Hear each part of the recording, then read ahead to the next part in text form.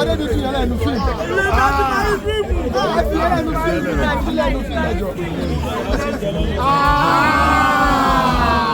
know them. You don't open all the doors around here.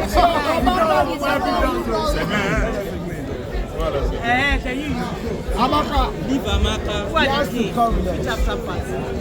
Give me my drum back. I like that water.